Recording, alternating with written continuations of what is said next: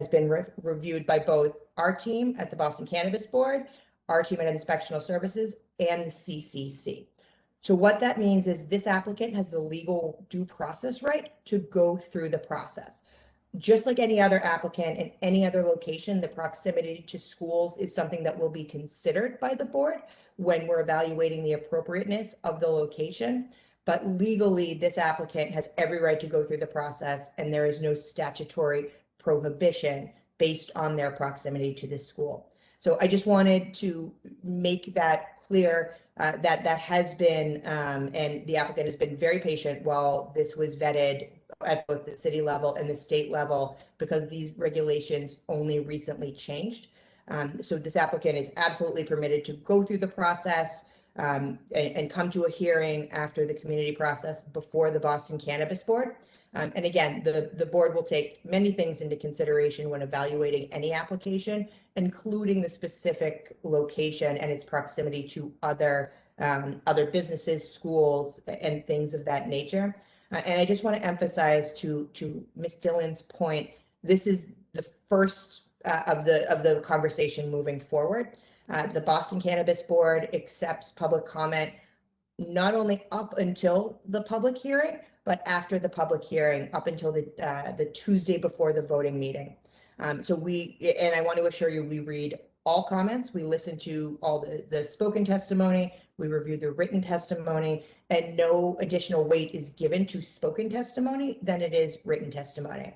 So please do not feel like tonight is the end of the conversation. It's just the beginning of the conversation.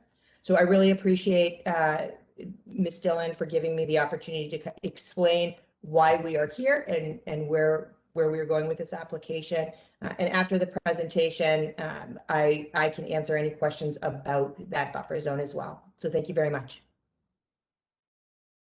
Thank you so much.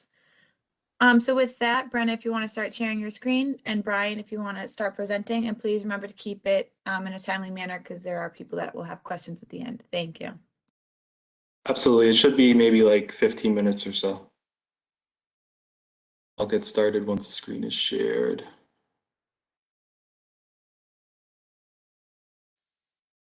Cool. All right, thank you, Haley and Leslie, and thank you everyone for attending this evening. My name is Brian Keith, co-founder and co-owner of Rooted in Roxbury, and I'm joined tonight by several members of our team, including co-owners Joanne Keith, Rokia Begum, and Salman Chowdhury, as well as our security consultant, Michael Ware of Ware Security. Tonight, we'll be sharing background on our company and our experience, as well as our proposal for a recreational cannabis retail business at 195 Dudley Street.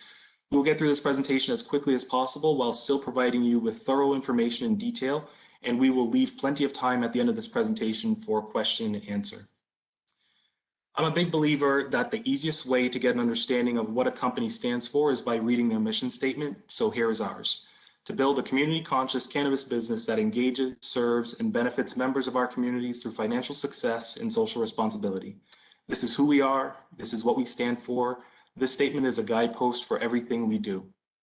About 3 years ago, as we realized that legal cannabis was on its way towards becoming part of the fabric of Main Street businesses in Massachusetts and in the city of Boston, the four of us came together to develop a plan that could prevent big pharma and out-of-state corporations from coming into our neighborhoods to profit from the legalization of cannabis.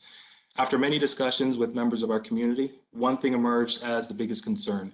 People feel this industry will only benefit the few, and that many in the community would love to have the opportunity to be part of this new industry. We believe that people of Boston, and specifically our communities of color, should be the ones to participate, own, and invest in cannabis businesses in the city of Boston. And that's how the idea of Rooted in Roxbury evolved and cemented our mission. Many of you have probably heard this background from our team before, and that's because we've already presented our proposal for 195 Dudley Street to the community before, back in 2019. At the time, we received significant support from within the community, including the residents, abutters, and neighboring businesses.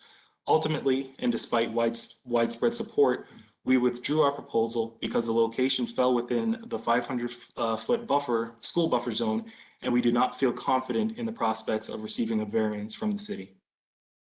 We then identified a new location at 2177 Washington Street, which we also presented to the community, and again, for which we received substantial support from the same stakeholders, including District 7 Councilor and now Mayor Kim Janey.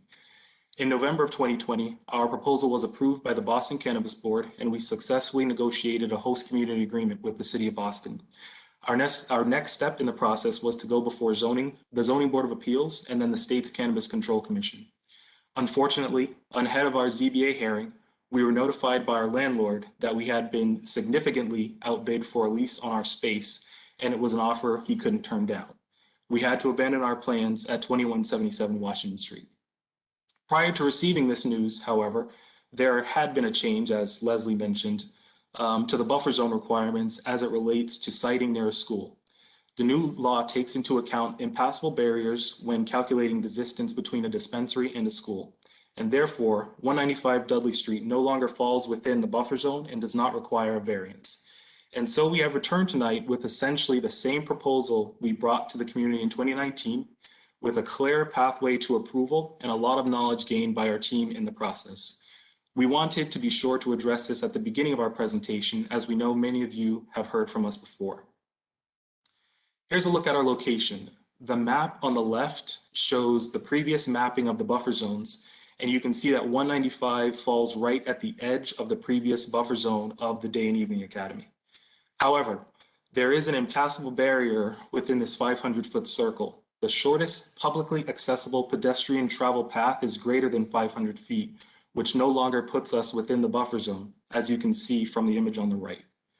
We'll need to seek a variance due to our proximity to another cannabis facility on Hampton Street. However, this establishment is a cultivation processing facility, not a retail location. And for that reason, we believe we will receive a variance for our proposed use, similar to how we received the variance for 2177 Washington Street, which also fell within the half-mile buffer zone of 100 Hampton Street. Having addressed some of the background on how we got to this point today, I'll share a little more about our team. My wife, Joanne, and I, and our partners and co-owners, Salman and Rokia, formed Rooted in Roxbury in March of 2019. All four of us are longtime Boston residents with deep ties in the community. Joanne and I live in Roxbury off Dudley Street, and Rokia and Salman live in Dorchester off Humboldt Street. While being local residents is certainly a positive attribute, we couple this with a strong track record of running successful neighborhood-based businesses and having extensive experience in the operation of regulated industries and managing thriving retail operation. Salman and Rokia have owned and managed businesses in Boston and surrounding cities for more than 20 years, including the Shanti Indian Cuisine restaurants with locations in Dorchester, Roslindale, and Kendall Square, and the Dudley Cafe in Roxbury. Over the years, they've created sought-after destinations that are tailored to the unique attributes of each neighborhood where they operate, garnering national and local awards and recognition. We wanted to be thoughtful, creative, and innovative regarding the manner in which we finance this project, all the while ensuring we were providing the community, and specifically communities of color, with the opportunity to receive positive impacts from cannabis. To that end, we created an investment model where, with as little as $1,200 and as much as $62,000, members of the community can have a seat at the table in a billion-dollar industry. And let's be honest, when billion-dollar opportunities come around, people of color are not included until there is a quota to fill. We are doing it on the ground floor. Our investment team for this location is 100% people of color, 51% women, and 100% Boston-based. If you recognize the plot points on the map, it's because it is your community and our investors are your neighbors. Our proposal for 195 Dudley Street is to bring 1,400 square feet of adult use cannabis retail space. Our retail space would be the Dudley Street facing space and would not be displacing any of the tenants in the rear of the building, including Fire Code Design. Currently, Fire Code Design has a display in the front of the building, but they occupy the middle section of the building, and the rear is occupied by a recording studio. As you will see later in this presentation, one of our biggest goals is to uplift and promote businesses of color, especially in communities of color like Roxbury and Nubian Square. Fire Code Design is a Black-owned business that my partners have partnered with for many years and continue to partner with to this day. We look forward to being their neighbors. The location comes with 12 on-site parking spaces that we would not be using for customers. Instead, we plan to work with nearby businesses to identify unused spaces, and will also direct our customers to use the more than 90 spaces in the public Blair lot, which is just a short walk from the location. The next slide is a look at Pevier Place, which is a private way that we would be closing to vehicular traffic, other than direct abutters during our business hours. This is to ensure the safety of our customers who will be entering the store from Dudley Street and exiting onto Pevier Place, as well as to provide space in the event we need to form a queue outside. Residents of Dudley Greenville will still have vehicular access to their parking area in the rear of the building by way of Warren Place. We would be looking to operate 7 days a week, 10 a.m. to 10 p.m. with reduced hours on Sunday. We will use line management, order ahead capabilities, and virtual queuing to reduce lines forming outside. We will also have dedicated space inside of our location specifically for this purpose. Our location will be kept secure by Michael Ware of Ware Security, and I'm going to turn it over to Mike to talk a little more about security systems and protocol.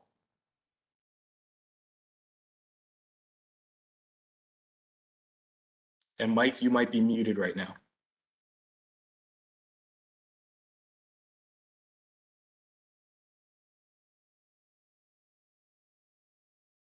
I'm muted. You're all good. You're good now. Okay. Hi, folks. My name is Mike Ware. I am the owner of Ware Security. I'm just going to tell you a quick background about our company, and then I'm going to kind of jump right into what we plan to do to keep this property safe and secure. We've been operating since November of 2002, so it's been just over 19 years. To date, we have about 57 staff that make up the Ware Security company. Many of our sites are located right in the Roxbury area, including the Washington Park Mall, the Dimick Center. We have a few sites in Dorchester, the St. Mary's Center for Women and Children, and a bunch of others that surround those areas. The makeup of our company consists of security, where many of us are special police officers. What that means is, we go through the academy and we have powers of arrest that allow a higher level of security on any one of our sites. This is the level of security we plan on bringing to Rooted in Roxbury and the 195 Dudley Street premise when they open their cannabis business. I'll be around pretty much the entire time that we have this meeting during the Q&A to answer any questions about the company itself, and then what our plan is to secure the property. In the meantime, in security relations to systems and protocols, our team will lead security efforts and will ensure the location and customers are safe at all times. This slide details the extensive security requirements we will have in place to meet and exceed all state regulations. As accredited special police officers that I just talked about, we will work to enforce all applicable laws, ensure traffic is moved along and not allowed to idle, and will liaise directly with Boston Police. Boston Police will also have live access to what is right now, what we call in real time, 18 exterior and interior cameras. Notably, you must scan your ID for entrance, and it is checked twice by other agents before you can make your purchase. We are aligned to keeping underage individuals from using our products and entering our store. We also know the community has concerns about public consumption and product, which is not only illegal, but will also be closely monitored by our team in coordination with Boston Police. We understand and respect concerns some have around safety of cannabis, and I'll be answering any questions in the Q&A at the end of the presentation. Thank you, guys. Thanks, Mike. And good evening, everyone. I'm Joanne Keith, and I'll be sharing a little more detail about our operations, starting with the transportation and traffic management. We have the advantage of a location with ample options for transit. Our proposed business is located in the heart of Nubian Square, a short walk from the Nubian Station bus terminal. As Brian mentioned earlier, we do have 12 parking spaces on site, but we do not plan to use them for customer parking. Instead, we will be encouraging those who drive to the store to use the public Blair lot. And we will also continue conversations with other nearby businesses who have available parking that is going unused. Brian will speak about our good neighbor policy in just a few minutes, But one element I'll bring up now that we absolutely will not allow is double parking. And our customers will be agreeing to this policy ahead of their first purchase with us.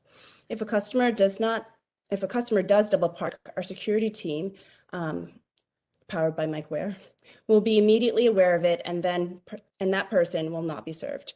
We will also be offering order ahead via mobile app and computer and virtual queuing, which is going to help us control the flow of our customers coming into the store. On the next slide, you will see we have a very aggressive hiring plan, which we are confident we can meet or exceed. We will commit to hiring at a minimum of 80% Boston residents, a minimum of 50% Roxbury residents, with 51% of those hires being people of color and 51% of those hires being women. We will hit these metrics with our management staff as well as our regular employees. If you have spent any time in Nubian Square, specifically in Dudley Cafe, which is owned and operated by our partners Solomon and Rokia, you will note that we are truly committed to hiring locally and committed to a staff that is reflective of the community that they serve. Next slide. Our employees' wages will be competitive and beyond that, and beyond what is considered a living wage as defined by the City of Boston. In addition to the benefits mentioned on the slide, we will create a profit sharing program where employees will receive a financial benefit based on location success. We will be quarry friendly and have a preference for those with cannabis infractions. With that, I will turn it back to Brian and he will close us out.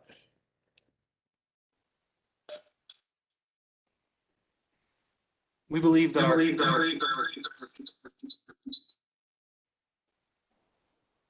our customers are extensions of us, and we want to be good neighbors to this community. We expect the same of our patrons.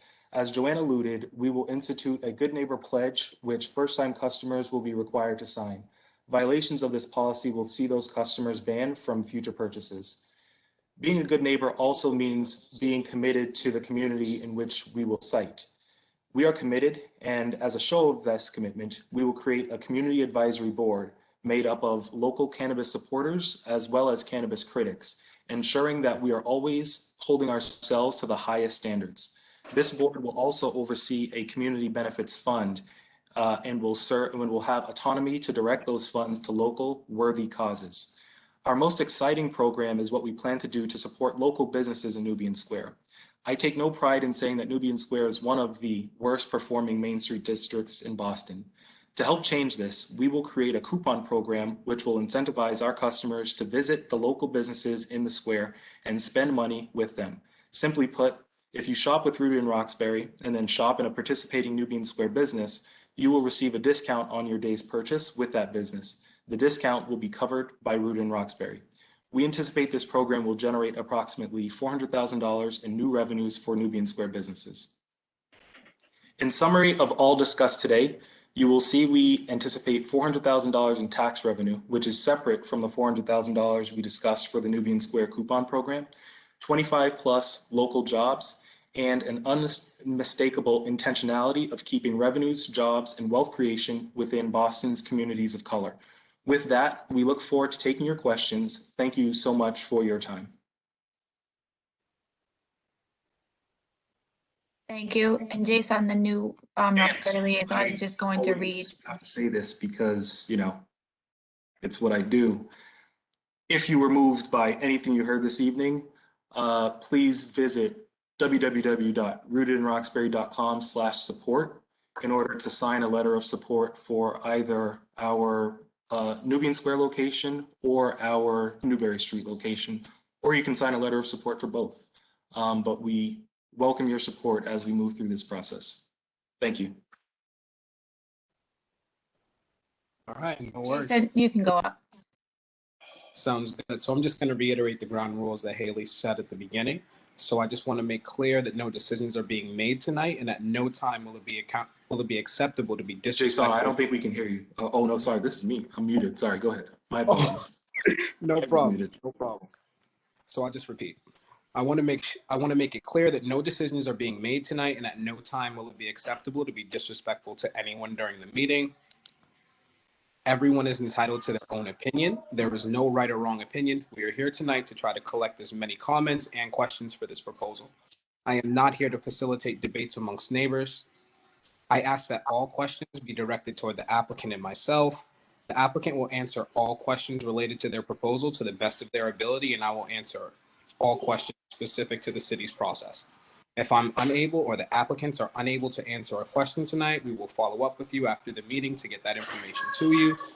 This is an open comment period, meaning that if you do not get called on tonight, or if you think of questions that have not been answered, all you need to do is reach out to us and we will work to get you that information. All right. So Thank with you. that, you will head into the question portion. So now I just ask that everybody, if anybody has a question, please raise your hand. You can raise your hand by clicking on the raise your hand button right next to your name. Or if you're calling in from a phone, you can dial *3. So again, you can click raise your hand by the raise your hand option next to your phone, next to your name, or dial *3. So right now we have call-in user. I'm going to unmute you. Call-in user 5, you're unmuted. This is Imam Abdullah Farouk. I'm a long-standing resident of Roxbury and the head of the Mosque for the Praising of Allah. We've been there for 50 years. My family and we have a very rooted interest in the well-being of this community, not just from a religious standpoint, but from a socio-economic standpoint. The people who are applying for this application for this reefer store, where do they live? I live on Mount Pleasant Ave in Roxbury. It's about, what's I want to say, like 4 blocks or so from the actual site. So it's in my backyard, if you will. And our partners live off of Humboldt in Dorchester. Some people consider that Roxbury, but I guess legally we have to call it Dorchester. And how old are you? I am, no, it's fine. Excuse me. I am so old, you wouldn't believe. How old do you think I am? How old do you think I am? Let's play that game. How old are you? I don't know. That's why I'm asking. I'm 37 years old. I'm calling in by phone. Huh? I'm 37 years old. 37 years old. Okay. Well, Yeah. I think that the roots of your interest for the community are a little bit different than mine. I'm 74 years old. Congratulations. And, thank God. If I live to August 27th, and my children were raised in Roxbury, and the whole idea of marijuana has been a problem for the Black community for many, many years. And I've seen so many people go under disbelief now because they've legalized it according to civil law. Then they think it's an okay thing. So there's a social and moral issue that I'm concerned with because I've seen the negative effects of marijuana on people. And I know you're trying to make money, and I see that you'd like to give a little bit of that money back to the community, but that's not enough. For us who are at the Mosque for the Praising of Allah, the Society for Islamic Brotherhood, the Islamic Multi-Service Organization, and a number of other community members as well. So I have true and deep concern for this because let me just state, and I'm going to get off the line. Maybe you can answer a few questions. I'm going to get off the line in just 1 minute, so I don't take up all the time. My concern is for the well-being of our humanity, not for commerce. And because of the nature of the degrading effect of marijuana on people, I'm deeply concerned with your effort, and I'm certainly against it, but I'm not going to fight you. I'm just going to tell you what my concerns are. And, I don't know if you're going to raise your children in this neighborhood, but that's not a good thing. Okay, let me get off now. I'll listen in. Yes, I am raising. We are both raising one child in this neighborhood, and we've been here at this home for 8 years. We've been in Boston for 37 years, so our entire lives. Having gone to school at O'Brien, as well as other Boston public schools in the neighborhood. We are, and Joanne went to Latin Academy. We are residents and lifers in this community. And I agree with you from something you said at the beginning as far as cannabis having a negative effect on Black people and this community for many years. That is absolutely right. And now that it's legalized, it would be an additional harm to this community if people of color aren't able to, reap a benefit from it. So understand that whether it's us or another proponent of color or a proponent that's not of color, cannabis is coming to this community. What we want to do is bring it to the community in a manner that allows for financial benefits to come to not just us four as owners, but creating a model that allows people from this community to also benefit from it. People from this community who, normally wouldn't have the opportunity. The opportunity wouldn't be created or presented to them where they're allowed to then be involved in this industry. We're creating that opportunity so that when this industry does come to Nubian Square, not if, when it does come to Nubian Square, that it's the people who live here and it's the people who are from here who are financially benefiting from it, because it will come and someone will financially benefit from it. I'd rather it be us and the people in this community rather than people who are coming from Weston or Watertown or Colorado or California. I think the way we're doing this, whether you agree with cannabis or not, I think that the way we're bringing this to the community is maybe not the best way, but I think it is one of the best ways that I've seen it done in this city. And I thank you for your question. Thank you. Now I'm just going to ask, Executive Secretary is still here, Leslie Delaney Hawkins. If anybody has any questions about the boundaries, would you please let us know in the chat? Because a few of you guys already have your hands up. If you have a question specifically on the boundaries, if you have any confusion about that, please put it in the chat, and we can get it to you. And thank you, Haley, and everyone who's here. I just want to make it clear, I do have to jump off in about 15 minutes, but I'm going to put my email in the chat. So this is not your last opportunity to ask process questions, buffer zone questions, or anything of that sort from me, but I just wanted to make myself available. Thank you. Connie says, what is the purpose of the boundary originally? So that's a good question. So initially, when adult use cannabis was legalized, the buffer zone was in terms of the statutory prohibition, not the half-mile buffer zone between cannabis establishments. The initial language at the state level was very broad. It spoke to areas where children tend to congregate. The state then amended that to be very limited to K through 12 existing private or public schools providing education. The city of Boston does not have the legal ability to be more restrictive under the law. I will again emphasize that not even speaking about this applicant, speaking about every applicant, the Boston Cannabis Board's role is to evaluate the location. We are the siting authority. And the ordinance that established this cannabis board is very specific about what we are to consider, and proximity to schools, proximity to other establishments, all of that is part of the conversation. So the fact that there is a school nearby will still be taken into consideration, and obviously when this applicant comes to a hearing before the board, their security and operations plan, just like anyone else's, will be very strictly scrutinized. Thank you very much. We'll let you go, and if there's any other questions regarding the boundaries, we'll follow up with you via email. Thank you so much for being here and answering all the questions. Thank you all. Thank you for taking the time. Thank you. So now I'm going to go from the top. Mount Pleasant, you're unmuted. Do you have any questions? Okay, hi, how are you? I just wanted to get more clarification. If there's supposed to be a 500-foot buffer zone, how are they able to change it? So are you basically saying that you all are changing that? Since there's only one ordinance and then one state law, well, how is it that you all are changing the two things that there's only two at bare minimum that's there? So I'm just trying to understand that. And I'm just going to jump in. You got me right before I was signing off. So there is the state law on the school buffer zone, and that's still in place, but the way the buffer zone is measured has legally changed. So the buffer zone, if you are within the 500-foot school buffer zone, it means based on how it's measured that you cannot proceed. You can't even go before the Boston Cannabis Board or the Cannabis Control Commission for consideration.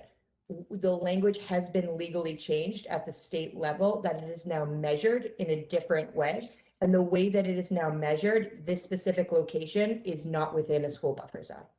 So when did that change? Was that supposed to be a part of a public process, or, and then also too, it was property line to property line. So what you're saying now, it's door to door? What exactly are you saying? Be clear, please. Sure, and I'm happy to post the regulations in the chat. It was part of a very public process at the state level. I want to be very clear. This is not something the Boston Cannabis Board, the City of Boston, the Boston City Council, the Mayor's Office. This was not done at the city level. This was done at the state level. There was a public process that the Cannabis Control Commission undertook. There was a public comment period. I cannot speak to their process. What I can tell you is that we are legally obligated to adhere to their measurement requirements, and we will be doing so. That is what allows this applicant to proceed when Rooted In LLC previously could not proceed. That this was changed. I believe the CCC voted on the changes in November or December, and the final regulations were promulgated in January. But I'll also certainly put that link in the chat. But I just want to be clear, this was not something that this applicant or the city had any involvement in changing. This was something at the state level. This is not being petitioned for by this individual applicant or by the Boston Cannabis Board. This is state law as the way it currently exists, and that's what we have to apply when we're determining if someone's within the school buffer zone. So I understand it's very confusing. Trust me, it's confusing for me. So since it's confusing, I just question the ethics of this organization or this business that they wouldn't tell the community about that before this meeting happened. It's kind of like a sneaky attack, it seems. So the community was against it from the beginning because of the schools. So the schools are still there, regardless of whether this changed. And there's going to be major construction near there as well for the next 10 years. And the fact that there's no parking and there's a fire station right catty corner to this place would make it horrific for them to be able to get to fires, and the mobility for them to turn around when there's, because there's always traffic there already. So the people on the Cannabis Board, if they're not familiar with the area and not know how much traffic is involved, there are times when I'm waiting like more than the amount of minutes that I need to wait in the traffic. So, and then also to the fact that 51% of the ownership is by an Asian person that has not been impacted by the war on drugs. Like 1 out of every 3 Black men were incarcerated for marijuana use, and 1 out of every 17 Latinx. But the majority of the owner is Asian. He's South Asian, so he hasn't been impacted by the war on drugs. And also the community, Nubian Square, is symbolic of a person of African descent, a person of Latin and more of African descent, because they're the ones who mostly went to jail for marijuana use. So I'm just really curious about that, because the people who are paying for this business to come up are Black people paying for an Asian person who is actually going to be the majority owner. That it's a bad location. It's a bad location. If I could jump in and just, or let's all just talk at the same time. So the feasibility, there is another location that's more feasible. So I'm just curious to know why because you said that you don't want any other person who's not from the community, but there's another person who's more deeply rooted in Roxbury than you. So I'm just curious to know that is a more feasible location, and it's right across the street from the bus station. And it's not going to have major construction, and it doesn't have any schools next to it. So why you? Can you talk more about the other location? What location are you referring to? And who's the proponent? So whether it's a proponent, it's a possibility, another feasible location. So why don't you ask him to live in a place inside of his building? Can you tell us more about the other location you're talking about? Because I'm not sure what you're referring to. It's on Washington. Brian and ma'am, I apologize. I just wanted to make it very clear before I jump off. This is not the hearing before the Boston Cannabis Board. So ma'am, I know that you asked whether the members of the board were familiar with this location. I just want to make it clear. there will be a full presentation by this application and public comment before the Boston Cannabis Board. I'm the attorney, I'm the non-voting member, so I just want to make it very clear that this is not the discussion before the Cannabis Board. And again, any questions about the legality of the school buffer zone, I can absolutely have follow-up conversations with anyone. But now I'm gonna sign off and let the applicant address your questions. Thank you. Levette, can you talk more about the other location that you're referring to so that we have more information on it? Transparency problem for me, Brian. Please answer the transparency problem for me before I answer any of your questions. Please do. Oh, sure. Absolutely. So first, I just want to talk about what you mentioned about Asians. First and foremost, given the climate that we're currently in, it's very, disconcerting that you would even bring someone's race into this. Don't twist my words No, around. Levette, can I just finish? I let you speak. May I? Additionally, the law that created the Boston Cannabis Board was written in part, but mainly by City Councilor for District 7, Kim Janey. When it was first written, Asians actually were not written into it. She pushed hard to ensure that it wasn't just Blacks and Latinos that were part of this, but that Asians were also a part of it. So the current mayor is who made sure that people of Asian descent had the opportunity to be viewed as equity candidates. So I'm not sure. First of all, again, I don't even know why we're even bringing race into this. But again, the way the law was written was to ensure that Blacks, Latinos, people of color, including Asians, were able to benefit from the equity provision in the law. I don't have any problem with Asians benefiting from it, Brian. Are you sure? It sounded like you did. No, don't twist my words around because that's what you do. Don't do that. What I'm saying to you is— I'm just going to cut in really quick. We're not going to be arguing back and forth. Please let us know your comments. It's nothing to Mount Pleasant. It's nothing to Brian. It's just this bickering back and forth is not going to happen. I'm going to unmute Mount Pleasant. Please state us your facts and why you're clearly opposed or what your concerns are. Thank you. You're unmuted. Are you talking to me or are you talking to someone else?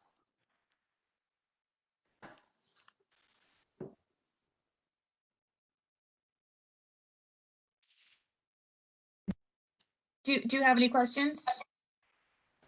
Am I still on? I heard you said muted. Yes, you're still on, but please just state what your concerns are, what your questions are. Just none of the back and forth bickering. I don't mind. I wouldn't be doing back and forth, but see, the problem is we've seen this, and there was another meeting that you weren't at where we were all shut down. So I appreciate the fact that you're making sure that there's some actual order here.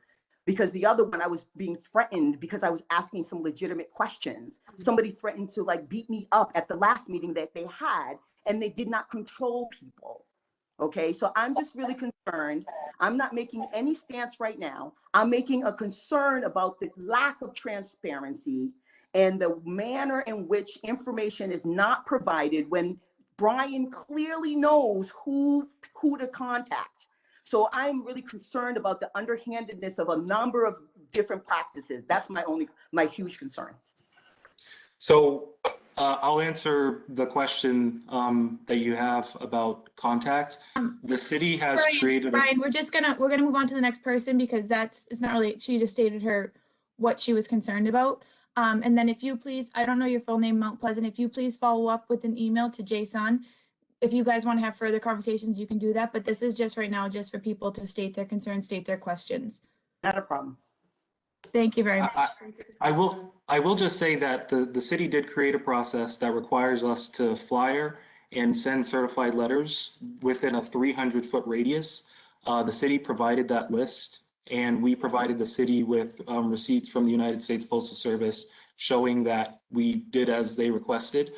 We also flyered and provided the city with pictures of the flyers that we placed on the doors within that 300-foot radius. So the city has a process. We followed it, and we just that's what we did in order to outreach. No, Thank you. Next up, we have Leslie Reed. Leslie. Oh, Hi, can you all hear me? Yes, we can. Okay.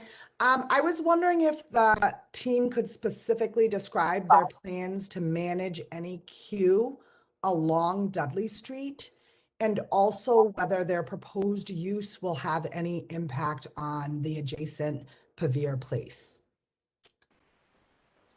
The queue will not be on Dudley Street. The queue would either be on Heavier Place, which is a private way, or within the building itself.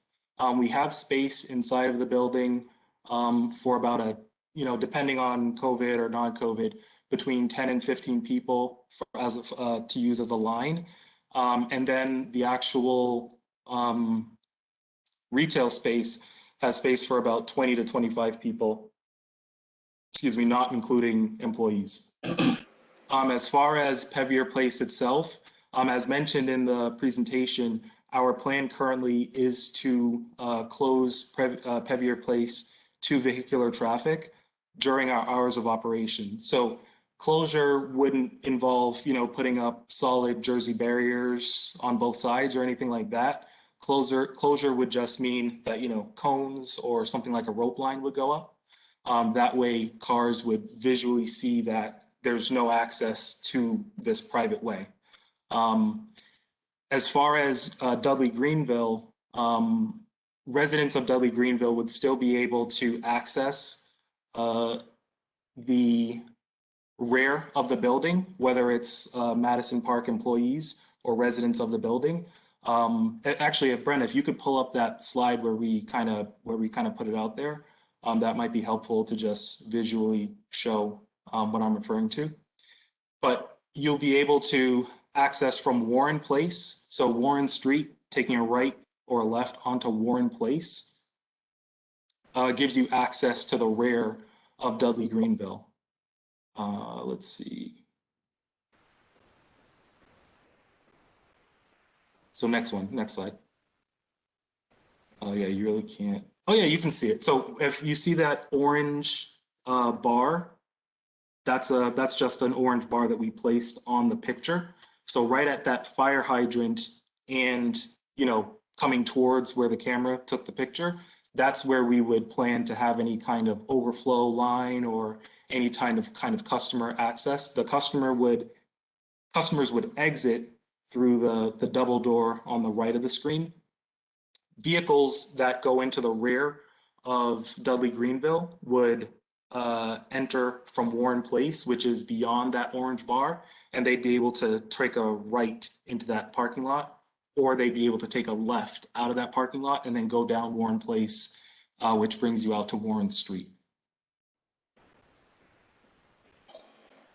I had a brief follow-up question, which is, would you please describe any approvals required to implement the closure of Pavir Place to vehicular access during the day? There would be no approvals. What we would have to do is work with you, Leslie, because you're the CEO or president of Madison Park CDC. What we would have to do is come to an agreement with you and us as the only two abutters to Pevier Place. And we would just have to come to an agreement on how we would like to manage the manage the closure. If it was determined that we could not come to an agreement, then we would have to come to a different solution to how we, manage our line. But I think that, just looking at it as it's a temporary closure as opposed to a full-time closure, which is not something we're interested in doing, seeing that it's a private way, which shouldn't have vehicular access other than those who are party to the private way. We don't see it as being an issue, but again, this is a conversation that the two of us, our party and your party, have not had yet since we've come back to this location, but we anticipate having that in the future as we discussed previously. And one final clarifying question. So it's your understanding that there are no approvals, no city approvals required to close Pavir Place to vehicular traffic, no zoning variances, nothing other than just the consent of two private parties? Yeah, I mean, if we wanted to go have a block party right now, We absolutely could, as long as, you know, the owners, which currently are not us, it would be the landlord, who, you know, I believe Ian, you know, Ian and you guys in Madison Park would be the two parties involved in that conversation right now. Private ways are as they sound. You know, they're private ways. They're owned, operated, administered by those who are party to them.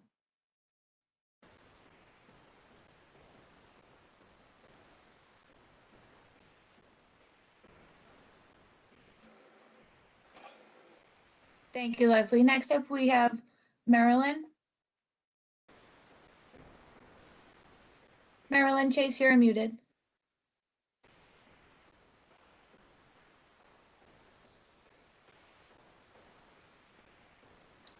Okay, we'll go to Ala. Ala, you're unmuted.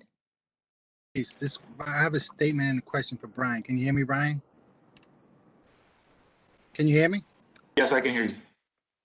Okay, Pete. First things first, I represent the business across the street of 14 years, and I heard you made a couple of statements that you had a community support, which I am not aware of. I'm not even aware if you have the businesses in that business and business location support.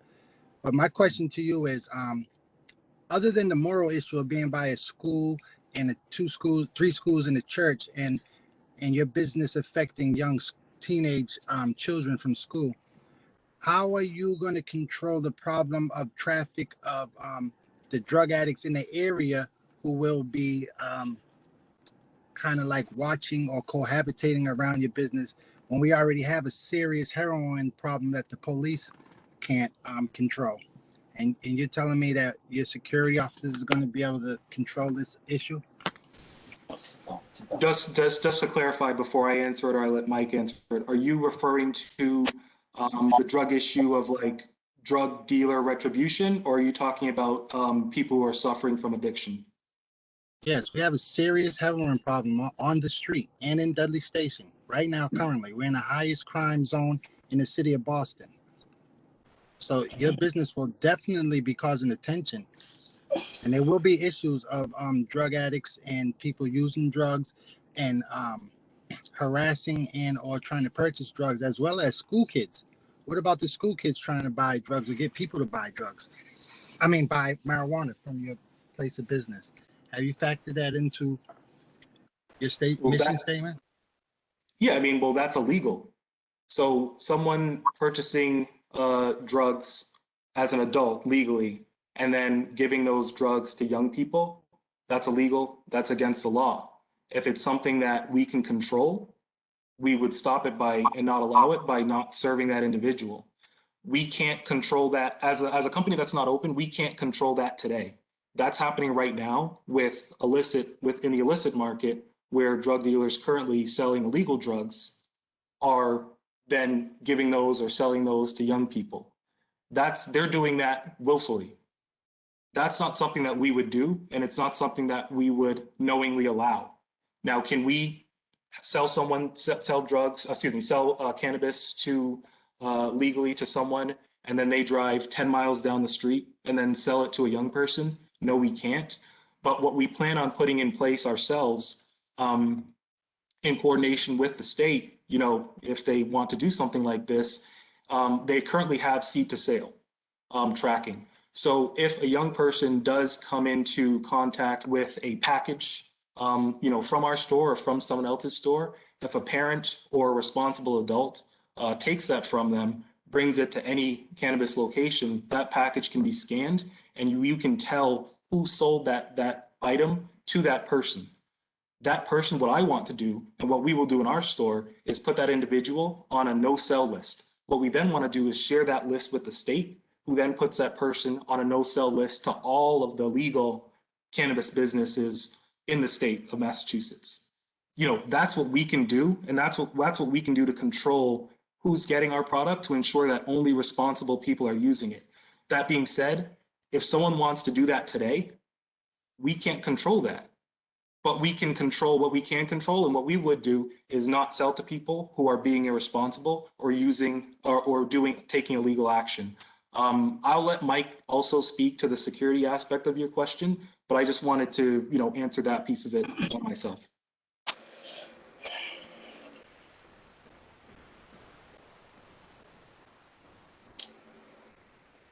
Hi, can my voice be heard? Yes. Okay. Hi, sir. That's a great question. One of the things I want you to think about is a couple of things. One, Brian and the partners are going to be installing a state-of-the-art, sophisticated camera system that can monitor everything that happens outside of the premise as well as inside the premise. And what we plan to do is to set up what we call a security command center. In the command center, we're going to have one officer monitoring all of the cameras at all times of operation during the day that the business is in operation. In lieu of that, we will also have an officer inside of the showroom area, as well as an officer outside monitoring customer behavior, customers, make sure they stay in line, and making sure that one, people don't double park, and two, that everything is orderly outside until customers are allowed inside. The cameras themselves will be allowed to look at directions north and south on Dudley Street to monitor when people make a purchase, which direction of flight that they go, and we can monitor them up to a certain amount of time. Once they get beyond that camera view, okay, again, as Brian mentioned before, we probably won't be able to monitor what happens after that and who they come in contact with after that. But one thing I can assure you is that if our officers at any given time witness any kind of illegal transaction, we will enforce all of Massachusetts general laws, all of the city of Boston ordinances, and we will do everything in our power to make sure that the person who committed this act is not a part of this business, and that we enforce every aspect of the law to ensure that they are not able to make these kind of illegal purchases or sales in the Dudley area again. So again, just in to comment on your question, I want you just to think about the type of security we're going to have there, the level of authority they're going to have inside and outside, as well as that our goal is to ensure that any school children going to and from school don't come in contact with any of the business sales that are going to be sold at this cannabis business. Okay, and again, think about the command center having those state-of-the-art cameras that can view all of this. We'll also have a person, an officer inside, as well as an officer outside. Mike, not to cut you off, right? Yep. But there's 14 police stations in Roxbury. We're across the street from the newest police station, and they still can't stop the crime problem. A marijuana dispensary right now on Dudley Street, Ground Zero, is only exacerbating the problem. You're going to draw all the heroin addicts from Dudley Station over to this location. And people like me who've been here for 14 years and invested their time and energy and their family's time and energy are fighting this problem every day. I see the work that you do. I know you personally. I know your family. And I respect you. And I believe everything that you said. But I don't see that at this particular time in this location, marijuana dispensary adding value, because you're not going to be able to control it. You come outside right now, there's about 30 heroin addicts at that location right now. The police can't control it at Dudley Station. The buses don't even go in the station at night. And this is one of the things that was not spoke about with the community. And I'm a recent member of Dudley Main Streets, and we're changing some things, even though Brian gave us a slight earlier, and his new active members. But this proposal was not talked about, or the community was not engaged. And I'm talking about the community that's born and raised here and invest here, not move here to invest here. It's a difference. Yeah, I'll speak. I definitely hear you what you're saying. One thing I just want to remind you of is, one, that we're security. We're not up there to the police, the general public. Okay. Two, the heroin, cocaine, crack cocaine problem across the state is spiraled out of control and has been out of control for a very long time. Three, the thing I want you to remember is that, one, having a physical officer outside is somewhat of a deterrent.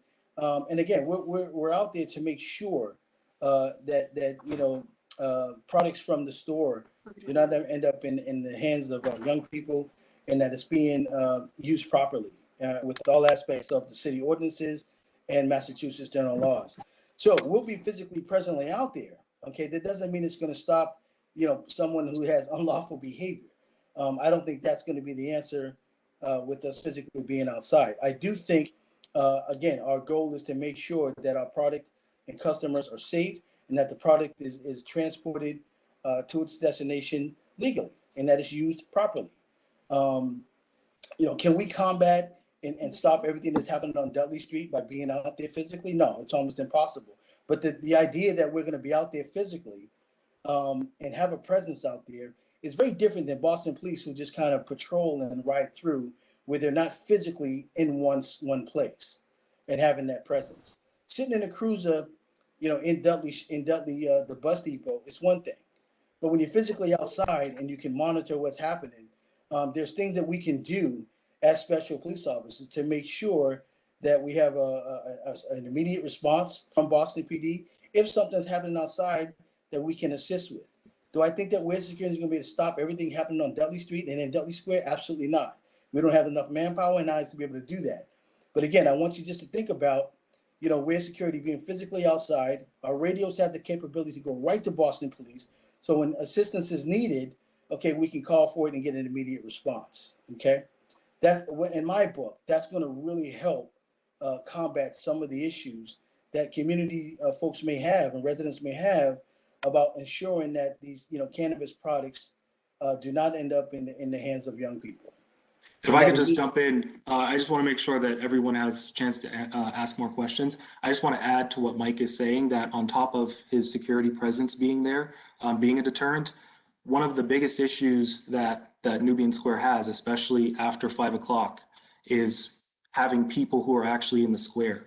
The problems, Allah, that you're describing, yeah, you're 100% correct. If you go there now, those people that you're describing are there and they're all over Nubian Square. That's because there's nothing happening in Nubian Square right now. So where there is Things no one happening right now. I'm open right now. You're proposing to stay open 7 days a week till 10 o'clock. With no allow, Yes. I would Yes. respect it more if you didn't open during school hours, because you're going to have the kids congregating there. A couple of security guards in the car is not going to hold the fort. I'm dead center across the street. My business will be affected by traffic and people coming to your business. You know what I'm saying? And I that's talked to right. a lot of business people today. Who was not on board with your proposal. Some in that very same building who fear displacement. So I think there needs to be more this plan needs to be more translucent and share with the community to get a real community consensus in real time. We've been presenting this. Oh, sorry. You're open until 10 o'clock. 10 o'clock at night.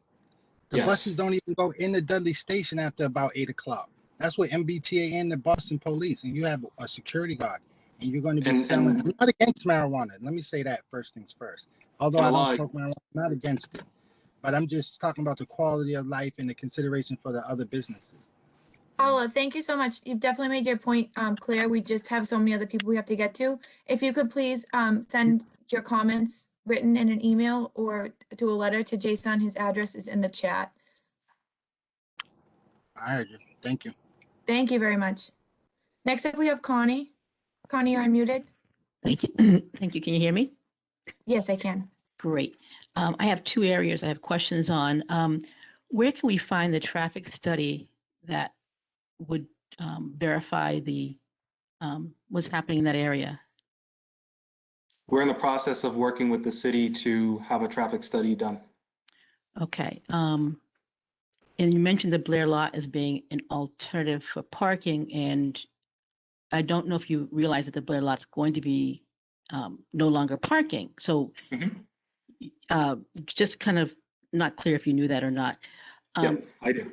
Okay, patrons from other cannabis shops have been jumped as they leave the establishment where they buy their cannabis. And so your cameras don't go around the corner. And if you're proposing they park somewhere else and they walk towards their car, what is Ware doing to protect patrons outside of that camera view? I'll let Mike respond. Hi, am I unmuted? Yes.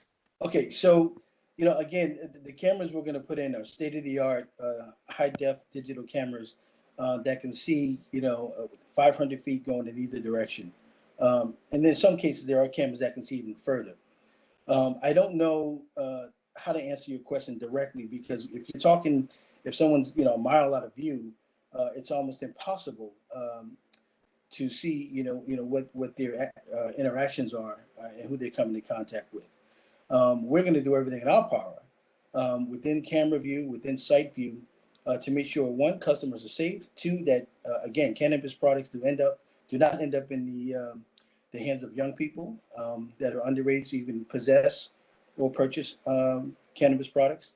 And we're going to work closely with Boston PD to make sure that if there is something that we're aware of and brought to our attention outside of the area that we can view, we will handle that. Many of our officers are state and Boston special police officers, including myself. I'm also a City of Boston constable. So we're sworn in to uphold the Constitution of the United States, as well as Massachusetts general laws and City of Boston ordinances on every level. And we're going to enforce that as much as we can. Do I think there's something we can arrest our way out of? Absolutely not. But again, we want to make sure that our presence out there is strong enough and visible enough that we're able to see what goes on with our customers after they make their purchase. Okay. And the second part of the question I had is more related to the fact that you mentioned $400,000 in tax revenue would be generated. Based on the history of the major shareholder and the issues from interactions with Cambridge and interactions with non-payment of taxes and withholding money from paying staff's money to the proper authority, it's kind of concerning that we're trusting that $400,000 is in hands of a person who's responsible, because fiscal irresponsibility is a part of that primary owner's history. So what are you doing about making sure that the taxes that are collected are actually paid properly? And what about the fact that if they're making this money, what about paying back the money that's already owed to the people of Massachusetts? So I'm not sure what you are referring to. But that being said, what I can say to speak to your question is that there is a fund that is created with the host community agreement. The maximum amount of that fund is 3% of revenues. And typically the city has discretion to go from 0 to 3%. Typically, from what we've seen on all of the signed host community agreements, including ours from Washington Street, was that they did it at a 3% level. We would be going on top of that, creating a community advisory board that will have autonomy to direct funds that we put aside on top of the tax money that we have no control over. That goes to the city. The city directs those funds themselves. We would be creating something separate that would go to the direction of that community advisory board, and they would direct those funds. The $400,000 that I don't think you mentioned was an estimate, not having to do anything with taxes, but was an estimate that actually kind of speaks to what I wanted to say to Allah as well about his question about the traffic that we would be bringing to the neighborhood. Nubian Square is a business district. Businesses, typically, all things being equal, don't complain about foot traffic and bodies and people coming into the community. That's what businesses want, and that's what businesses need to thrive and to grow and to open new locations. You need foot traffic, you need name recognition. What we propose is bringing cannabis into Nubian Square, which would then bring people from all over Boston, people who passed through Nubian Square, but have never actually stopped in Nubian Square. So the traffic that you described, or that Livette described, where it takes her forever to get through Nubian Square, it's because Livette and others are just passing through. No one's actually stopping and spending dollars in Nubian Square.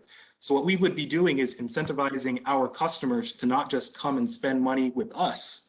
We would be incentivizing them to come spend money with us. And then if they spent money at Allah's Barbershop, which I go to all the time, or if they spent money at Suya Joint or at Fasika, or if they spent money at Daily Table, Frugal Bookstores, or the Silver Slipper, they would get a discount at those businesses, a discount that we would cover, Rooted and Roxbury would cover. Typically, when those discounts and those promotions happen, it's the business that's covering that 5 or 10, but whatever % discount.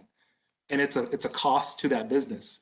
What we're saying is that that cost wouldn't be realized by the business. We would be subsidizing that. So we would basically be subsidizing getting them new customers and new business coming in the door. That would basically be a product and a function of, you know, the traffic that we are generating in Nubian Square. So I will never apologize for bringing foot traffic and bodies and traffic to Nubian Square. I think that that's a beautiful thing. I think that that's what Nubian Square needs to grow. And I'd rather it come in this manner than what Allah is describing, which is, you know, after 5 o'clock, 6 o'clock, there's nobody in Nubian Square. There's nobody shopping and spending money in Nubian Square, which is what they should be doing in a business district. Yeah, I can tell you that you had mentioned $400,000 in tax revenue. That's what I was bringing that from. And I was just concerned about the fiscal irresponsibility of the major partner, who is, I guess, listed as CFO. Is that the new title? I'm sorry, just wasn't sure about fiscal responsibility. Again, I can't answer that question. I can tell you that our partners, you know, own several restaurants in the city of Boston. Restaurants are having a difficult time right now in the country, but his restaurants are doing very well, including the cafe in Nubian Square, as well as the Shanti restaurants. As far as fiscal responsibility, we talked about, you know, our presence in the community and our experience running businesses. You know, anything else, it sounds like you may know more than I do, so I'll let you continue on. But if you want to be more detailed, please.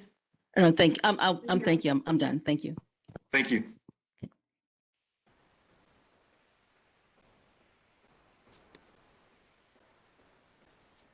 Thank you. Next up, we have Ethan.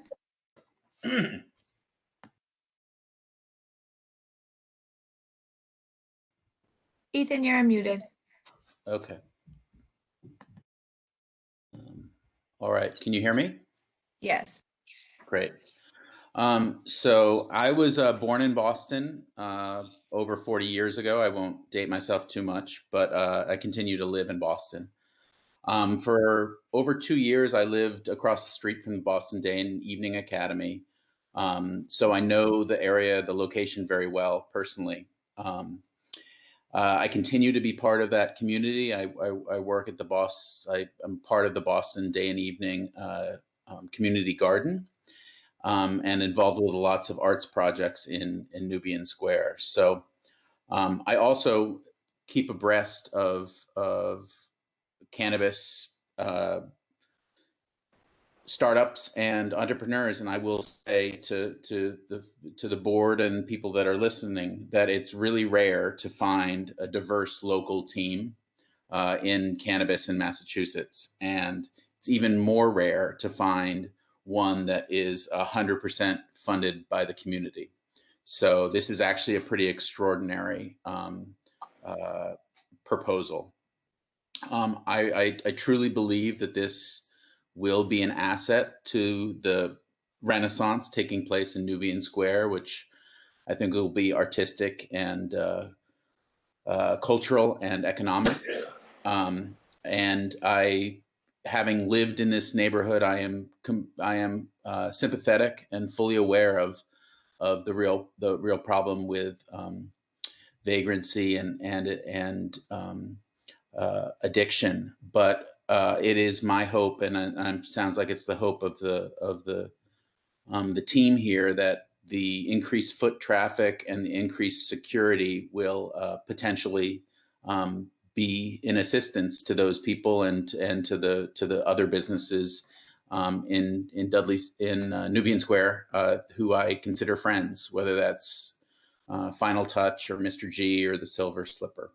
I guess the one thing I would ask of the team, because I watched this sort of happen with arts organizations, is that you spoke about a community advisory board for distributing the funds, and I'm wondering if you might consider having people on that on that board that might be just in their mid-20s or early 30s, and so that the creatives and the creators in the neighborhood are potentially getting access to allocating funds, and it doesn't necessarily and to sort of bring life and new ideas. So that's the question I had.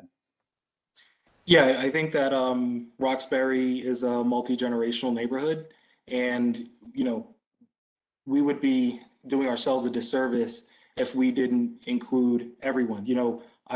Just like Allah, I'm a member of the Roxbury Main Streets as well. And one thing that we're missing, which, through no fault of their own, we just haven't located the right, the person, is a youth representative. I want to make sure that, because of our proximity to schools, that we have youth representation on that board that's keeping us honest and making sure that that we've done the right thing, and as we said that we would, but also directing those funds to worthy causes, that you've mentioned. Great, thank you. I would just add I'm in support of this proposal, and thanks for the opportunity to ask questions. Thank you. Thank you. Next up, we have Ronette. Ronette, you're unmuted.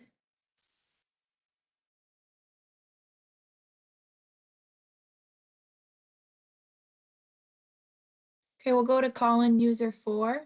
So if your number is 617-905, you're unmuted. Yeah, my name is, excuse me, my name is Valerie Shelley. I'm the president of the Orchard Garden Resident Association, the Old Orchard Park Development. Brian, I'd just like to ask, you said you did community outreach about this meeting. I found out about the meeting last Thursday through somebody else. No one from your came through this development to talk about this meeting, or that you would open it up and trying again to open 195 Dudley. Could you tell me why Orchard wasn't included? Not that Orchard wasn't included. Couple things. We followed the city's process as to who we should formally outreach to, and we did that. Secondly, when we first looked at 195, we did outreach to you, and you expressed that you were not in support. When we did 2177 Washington, if I may, when we did 2177 Washington Street, we reached out to you and we talked about it, and you were not in support.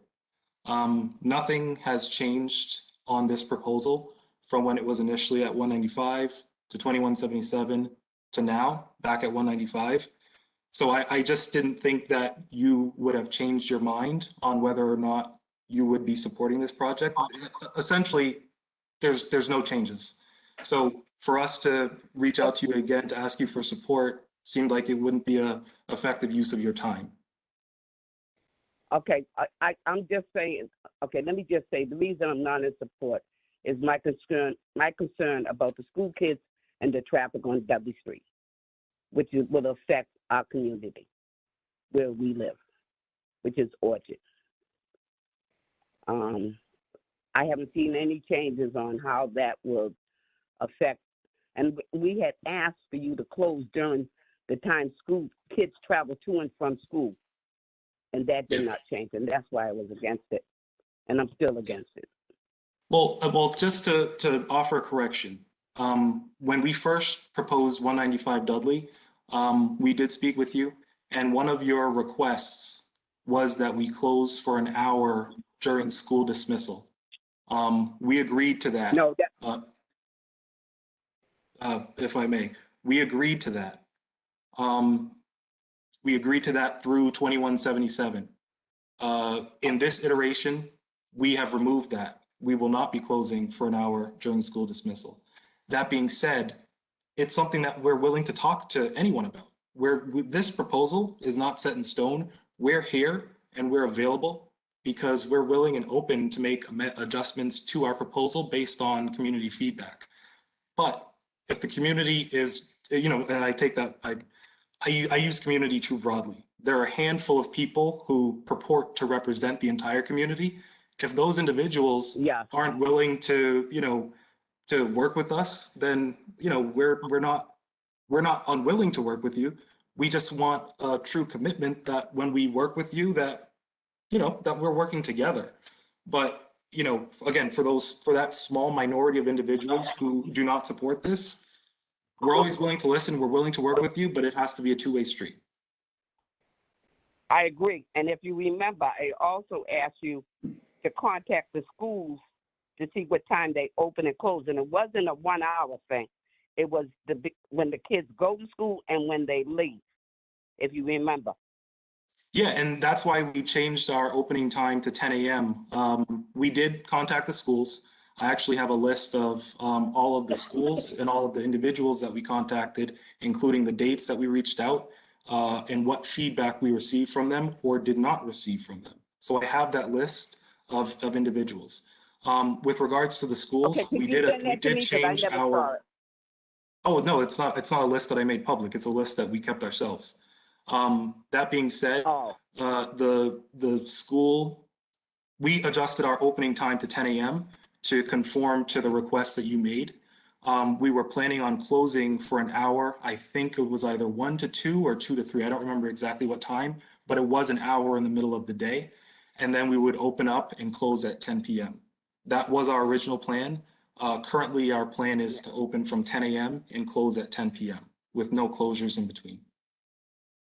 That said, if someone wants to work with us to determine a different plan, rootandroxbury@gmail.com, and I can reach out. You can reach out to me, and I can absolutely get back to you. And I'm open to having a conversation with anyone. Thank you. I'm going to try to go back to Ronette. Ronette, you are unmuted. Hi, can you hear me? Yes. Okay. I've been on Dudley Street for 10 years, 195. Brian, I have a question. When did you tell me about you moving back to Dudley Street?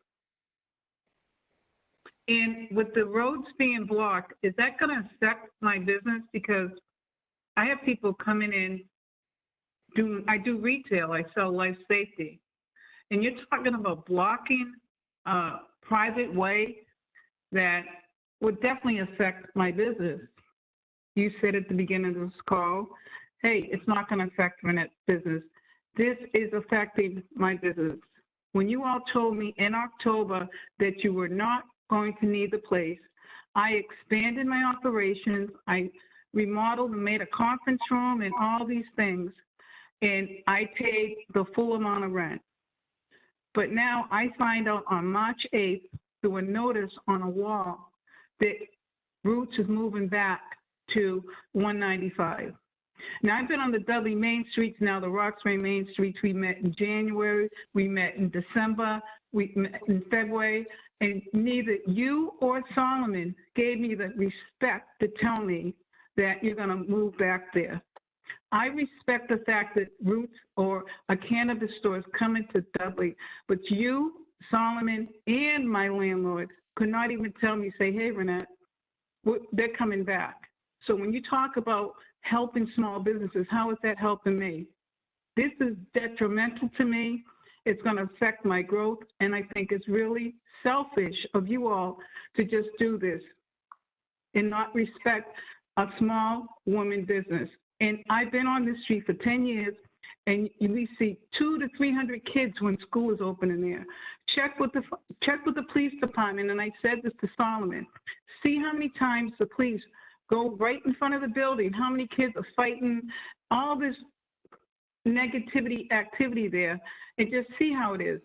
And I'm pretty sure you wouldn't want that in front of your house. I understand you're a business person, and I'm a business person. I want to see a company grow, but I really think what you've done is really selfish, undermining. And I'm just making my opinion. No matter what, it's a dollar bill.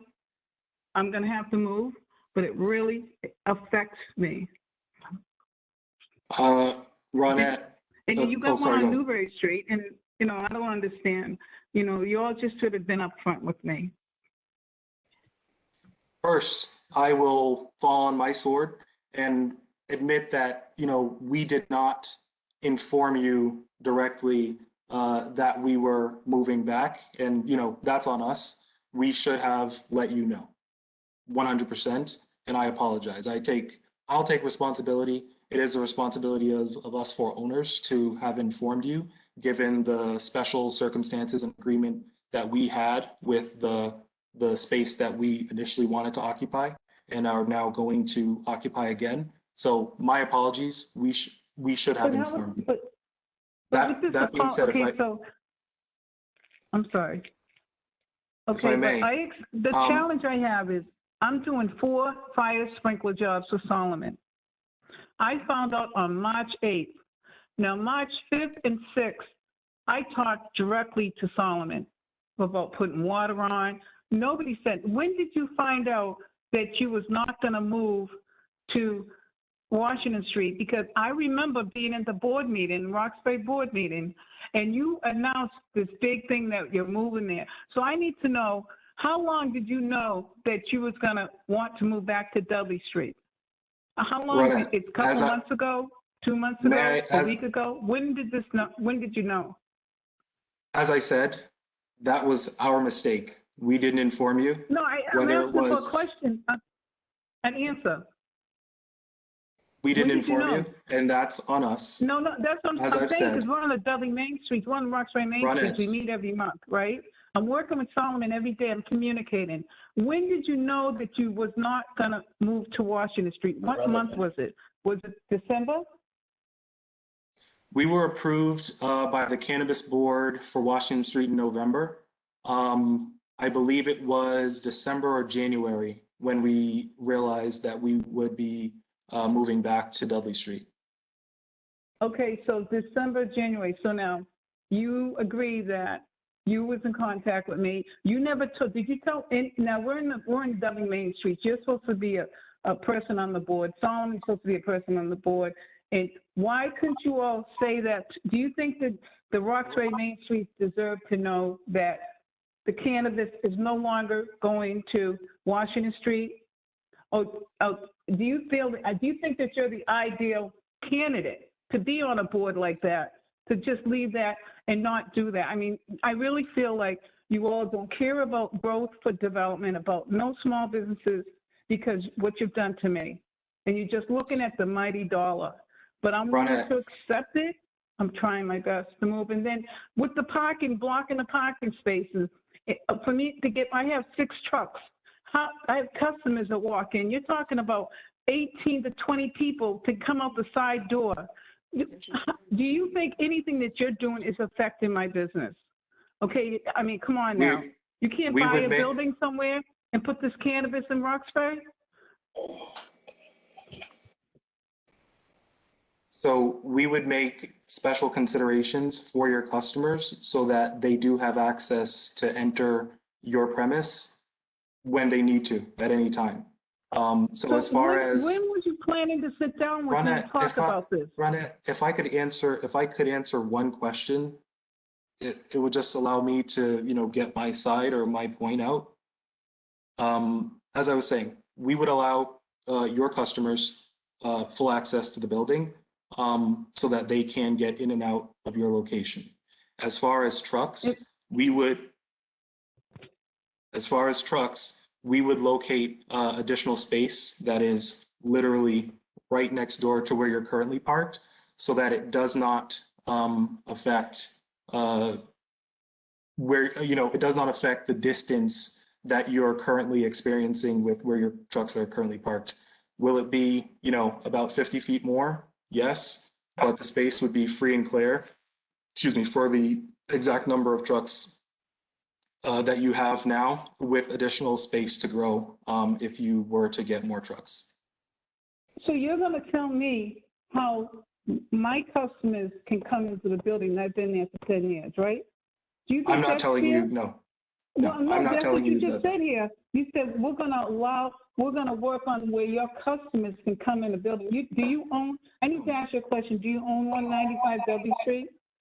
Ronna, to be clear, it would be the same door that they currently use. So it's not like we're allowing your customers to go one way or another. We're just saying that our traffic, our customers would not impede your customers, nor would it impede you or your employees from entering the same door that they currently use today. That's what I'm Let's get trying it to clear. get across. Since you start paying rent in October of 2020, from June to October, I was giving you $12.50 a month, so I split in half. But then in October, I took the rent on. So you're telling me because I've been going through the front door of a building, now I have to go to the side door because this is what Roots of Roxbury want. And I really think that what you did is terrible, and I'm just voicing my opinion because you're talking about being honest, and you are hurting a small business. And the whole key of this cannabis is not to hurt a small business. This is hurting my business. And to downsize for you to go there, when is this supposed to happen? You never said, it's just a way that you're handling it. And it's really very disturbing and disappointing. I mean, I'm trying not to put, as they say, business in the street, but to be fair and transparent, as you're requesting, the agreement that you have to occupy the space, the additional space that you're currently occupying, is with Rooted in Roxbury. It's a sublease agreement, and you're subleasing it from us, and you're paying the landlord directly.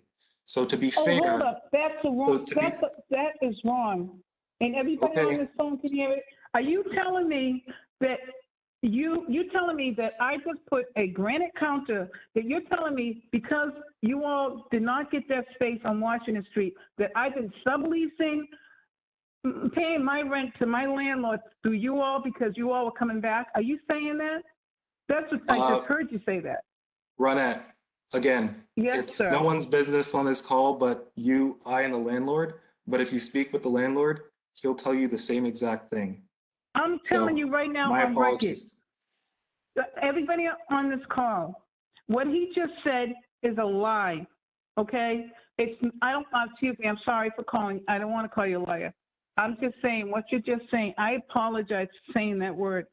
Brian, I would have never invested $10,000 to renovate a room. You all I can't even believe you're gonna, you know what? What's in the dark comes to light.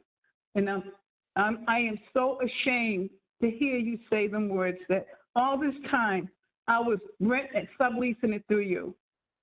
I'm ashamed for you to say that today because it's not true. I don't have any more to say, and I don't have any more to say. Ronette, thank you. I know it's a sensitive subject. If you could please send us your written comments so it's on the record and filed. Jason's email is in the chat. If not, it's boston.gov/Roxbury. Yeah, Boston will hear. Boston will know the truth. I don't care if I stay there or not. What he just said is not correct. Thank you. Thank you. I'm ashamed that you said that. And I'm not going to fight it or nothing. Ronette, if I may. Thank you so much for your feedback. We're going to move on to the next person. Haley, if I may, and I apologize, but I do have the landlord on the line because I wanted to make sure that this just wasn't coming from me, but that the person who actually owns the building could actually speak on this so that, again, people on the call know that I'm not lying. Yeah, if that could be a conversation that you and Ronette have offline, that would be awesome. Thank you. Next up, we have Sendy, S-E-N-D-Y. You're unmuted. Yes, I put the question in the box. I was just wanted to know that because I know that they're peeking at the community again, but if they already have clearance with the 500 feet, I would wanted to know why are we having this community meeting if they already have approval from what I see from what I heard in the presentation. Oh yeah, so that's just, they still have to go through like the zoning variances and they still have to go to the cannabis board. So this is just part of the step. So this is just like a community meeting, just like if somebody wanted to put a deck on the back of their house and they got a zoning variance, they still have to come and have a community meeting and then go to the zoning board. So this is the community, this is just a community meeting where like, if you can just send us your feedback And then any follow-up questions, nothing's happening tomorrow or in the next month. They'll go to the Cannabis Board and you'll be notified of that as long as you stay in touch with Jason, the community liaison. Okay, no, that was just my question, because I was just wondering why we're doing a community process if they basically had the 500 feet, but thank you, that's clear. Yeah, absolutely.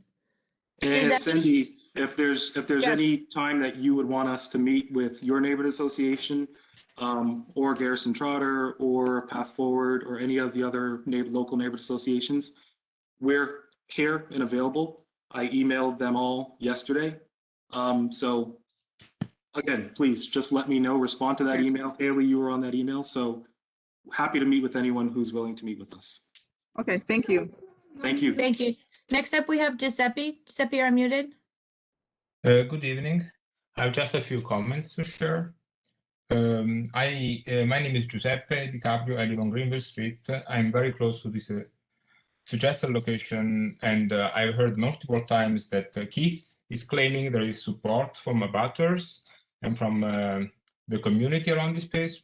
I am not supporting this. I don't know anybody around here supporting this. I've not heard anyone on this call supporting this. So that claim is really surprising. The second thing I want to bring up is that this person's partner he has managed clubs in Cambridge, and I'm reading from the Cambridge Chronicle. This person has been cited multiple times for a variety of violations, including overcapacity, overserving, and endangering the public.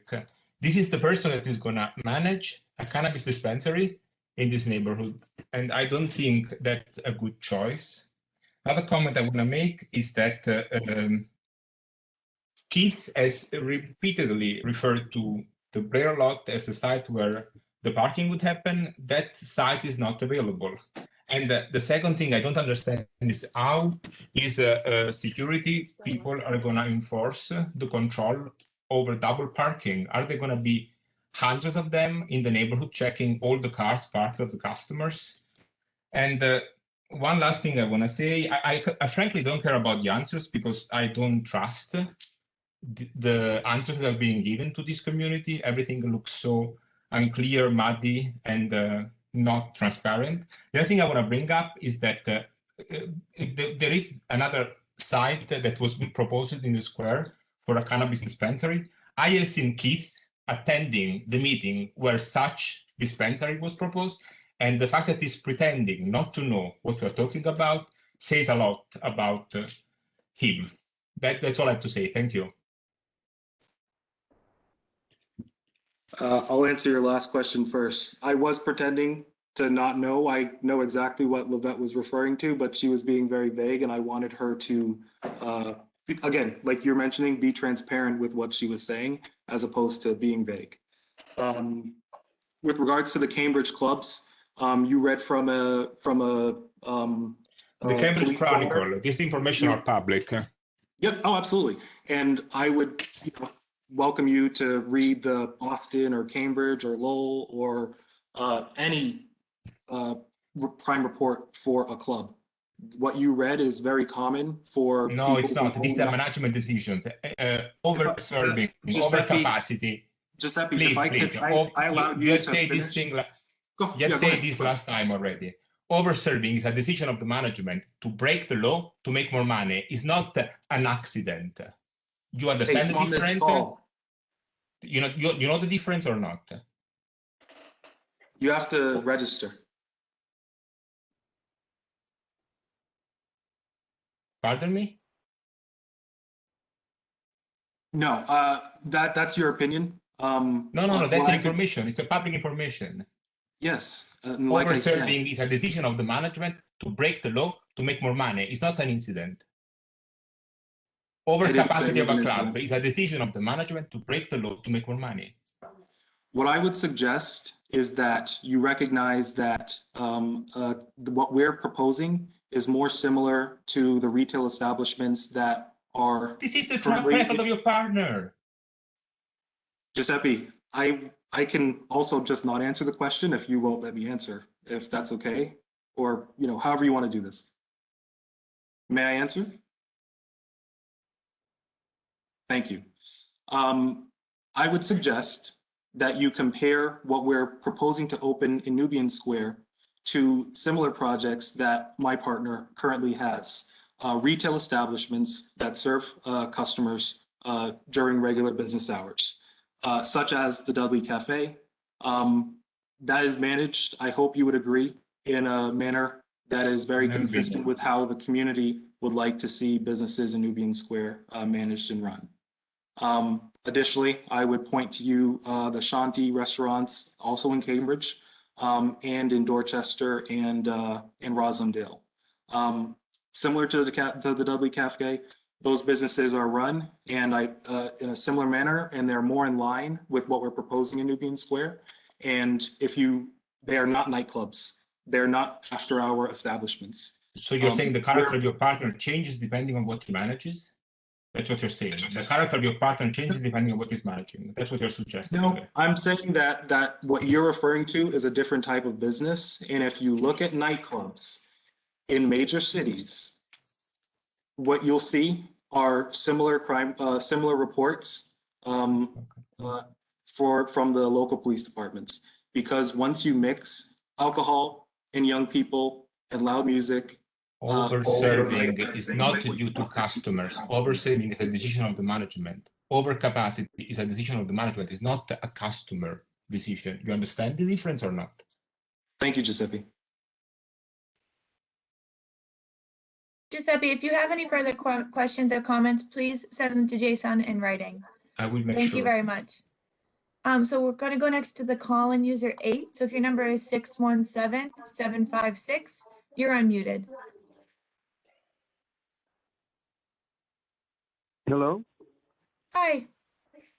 Hi, I'm glad I stayed online and waited. You know, like I told you, I sat online before. Thank you for letting me back on. And my concern, and I'm the religious leader of the Mosque of the Praising of Allah. I'm a few blocks away from Dudley Station, and we've been there for 50 years. I've been there as the leader for 25 years. And I see that our group there that's trying to push for that 195 Dudley is pure. It seems to me that their pure interest is about making some money. And whether not including in their thinking the psychological, spiritual, or moral well-being of the people. Of course, morality comes from God, but at least the ethics that men can make, knowing that down the line, marijuana is not, never mind children, it's not good for grown-ups. I don't know anybody that's really successful, that's psychologically balanced, that really, and is not just concerned for making money. Because I'd like to ask them, what are you there for? You're there to make some money. And the whole conversation is about making the almighty dollar. No concern for the well-being of the community itself or the well-being of the people, except for that, who's going to be making money. So I want you to keep that in mind as you move along. I'm going to do everything I can to make sure that at least the people will know what your intentions are. And it's clear to be seen by whether you're Asian or black or white or whether you're Muslim, Christian, Jew, Buddhist. It's about the almighty Benjamin. So I just want everybody who's listening to let them know that that's the concern for these people. They care nothing about a Dudley station except that how much money they're going to be able to make, and they don't care about the well-being of the people. So that's just a comment. I'll respond. Go ahead. I'll respond to your comment by saying that, lifelong Boston resident, currently serve as the vice chair of the Boston Renaissance Charter Public School Board of Trustees, soon be elevated to the chair of that board.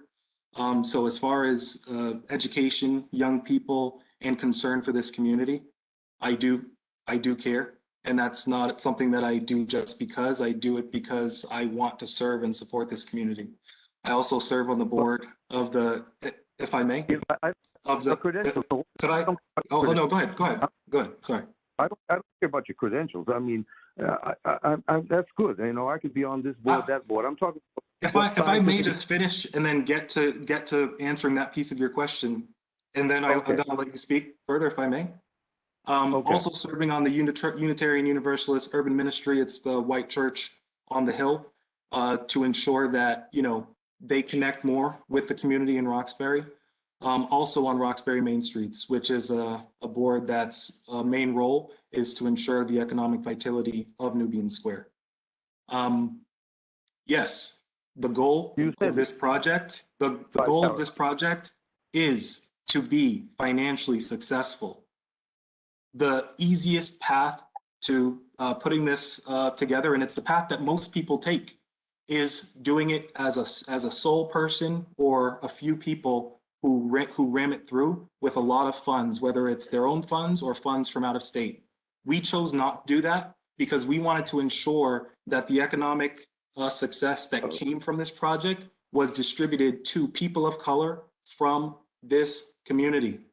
So yes, the goal of this project is to make sure that Black people and Asian people and Latinx people are able to benefit from something that is going to come to Nubian Square. There are other proponents who, when their project is successful and gets off the ground, they're the only ones who are benefiting from it. So yes, are we here to be financially successful in this endeavor? 1,000, 10,000%. Yes, that is why we're here. But we're not here to just do it alone. We're here to bring other people from this community, other people of color, along with us. And like I said in the presentation, when opportunities like this come around, we who live here in Roxbury are looking at the people coming in from Weston and saying, man, look at those guys, they're so great. Oh, I wish we had an opportunity to do that. We're creating that opportunity, and we're bringing people from this community along so that we're not looking out and seeing them, but we're the ones who are in the store and saying, yes, this is ours. We've made it for us, by us, right?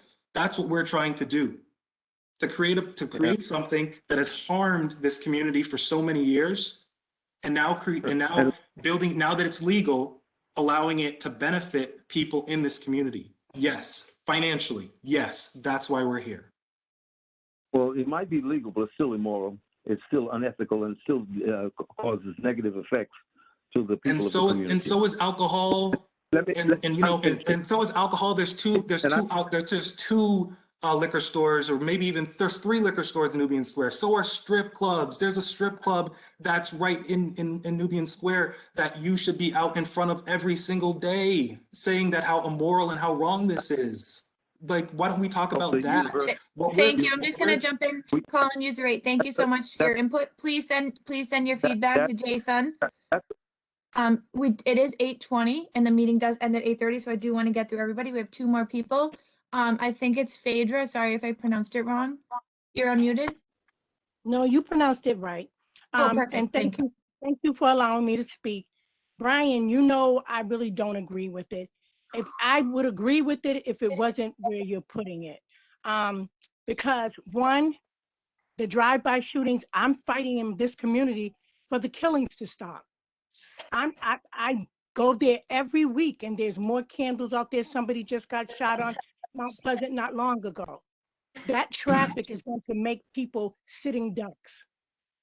That's what I'm concerned about. You know, I'm concerned about the schools. Like I said, I don't have a problem about the cannabis. I have a problem with where it is. I think what you're trying to do for the community can be a good thing. But I know I lived in Orchard Park. I lived on Fairland Street as a little girl. I live on Vine Street now. I lived on Mount Pleasant. I know what that kind of traffic can bring. That way people can get shot. There's so many people that got shot right there by the store across from where you're trying to set up at. You know what I mean? And no, you can't stop it all. Yes, and it has been going on for a while. But I was looking for us to try to find a solution to get that stopped before we try to put something there that's going to bring more traffic. So that's my biggest concern. That's my biggest concern. When you say traffic, sorry, when you say traffic, can you just specify, do you mean like vehicle traffic or foot traffic? What do you mean when you say traffic? I just want to make sure I understand. Okay. I'm gonna give you a good example. I've been fighting for over 10 years to get a speed bump on Mount Pleasant because of the drive-by shootings. I can't get a speed bump, but yet and still people are pushing for a cannabis place. Now, there's no speed bumps there, so people can drive through there and do drive-by shootings to somebody they see standing in line, which could affect other people that are standing in line. Orchard Park, Forest, Dudley Street are all do drive-bys. You know this. And if you don't, I'm gonna tell you because I done lived in all those areas. I done had lost young people in my life, my kids' friends getting killed. I'm just saying it's a dangerous spot. That's what I'm saying. Not just for them, for you, for anybody coming in and out of your establishment. That's what I'm thinking about. I'm not talking about, I know we've been sold forever, and no, it is not federally legal, it's only state legal. Because we live in a subsidized place, and if they come in my house and they see marijuana, I can still be evicted. And they clearly told us that. So no, so when we speak about it being legal, make sure you say the state, because it's not federally legal. And like I said, my concerns is the traffic. That's gonna bring more traffic than already we have. It's gonna bring, we got all those people that they closed the shelter down, and then they turn around and they had them in those little spots. And now, because at 1010 Mass Ave, it was too much for them, they moved them down there, Boston Medical. Then it's too much for them. Now they're gonna shut them down there. Now they're coming up this way. I just thought we was gonna try to get our community into, they renamed it Nubian Square. But when I go to it, it makes me embarrassed to know that it's supposed to be named after us as being Black people. It is, because of the things that's going on down there and how we do things. And yes, I am concerned about the kids. I really am. But I am concerned about the drive-bys, because I know with that kind of traffic, your security, they're just security. If the police hasn't stopped this, and it's been going on, so I lived in a project 16 years, and then I done lived up here 25 years and lived on Fairland 13, you can't tell me it's going to stop now. It's just going to set innocent people up to getting hurt. And that's my biggest concern. That's all.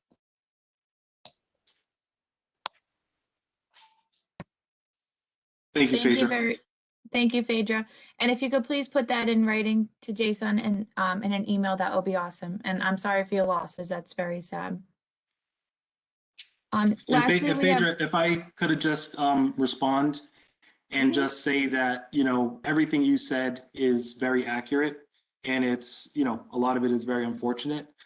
What I would say is, when you compare a Nubian Square, which is a Main Streets district, to, a Lower Mills or a Center Street or a Clary Square, or, just think of any other active Main Street area in this city, in Boston, and just ask yourself, what are the differences between those areas besides geographics, maybe demographics, whatever. The difference is that they have a lot of businesses that are thriving, and they have a lot of people that, of course, talking pre-COVID, they had a lot of people that were out actively walking around, going in and out of stores, shopping, eating inside, eating outside. That's what you don't see in Nubian Square. And it's a combination of everything that, we will not be the ones who solve this problem. But what I'm trying to describe is that those neighborhoods, those communities, those Main Street districts have a lot of foot traffic. It's those foot traffic, it's those eyeballs, it's those people and those humans that are out there moving around and spending money that keep people who you don't want to see, who show up when there's no one around or no one who's going to say anything. It's those people who are out there that's keeping those neighborhoods differently than our Nubian Square neighborhood, our Nubian Square Main Street district. So what I'm saying is that our establishment will bring people. Our establishment will bring bodies, will bring people who've probably never been to Nubian Square, will bring local residents out who typically don't go to Nubian Square, who'll spend their dollars elsewhere. It'll give them a reason to go to Nubian Square. If you have more people that have never been there, that are just out there actively spending money and engaging in commerce, you're going to see crime reduce, because the types of crimes that you're describing, they don't want to be where people are. Those types of crime happen where people aren't, or where there's very few people, or people who won't say, I don't want this, I can't stand for this. We need our local residents, as well as more customers who are coming in, to demand better from the police, to demand better, from the businesses. So yes, what you're describing is a huge problem. And I think what changes that is foot traffic, not lack of foot traffic, not less people, but more people who are willing to go into Nubian Square and be there for the reason that Nubian Square is there, to engage in commerce. Brian, can I say one thing to you? And then Please. I'm going to say, God bless you. You have came to one of I've been doing for 18 years the Stop the Violence picnic every year. Mm-hmm. You came twice out of the 18 years I've been doing it. I do that every year to get people in the community so that we can stop the shooting that goes on. People come to the picnic. I have about 7 people that steadfast with me to try to get this done. I don't see any of the rest of them until it's something that you all have a bright idea and you all want done. And I'm just saying, this could have been stopped. There are other communities that don't have that problem anymore because the people in that community themselves stick together to fight these problems. That's all I'm saying to you. And I'm saying with this business, not saying it's a bad business. Why I couldn't figure out why you couldn't move it further down into the big publicity part of Nubian Square, down the other end.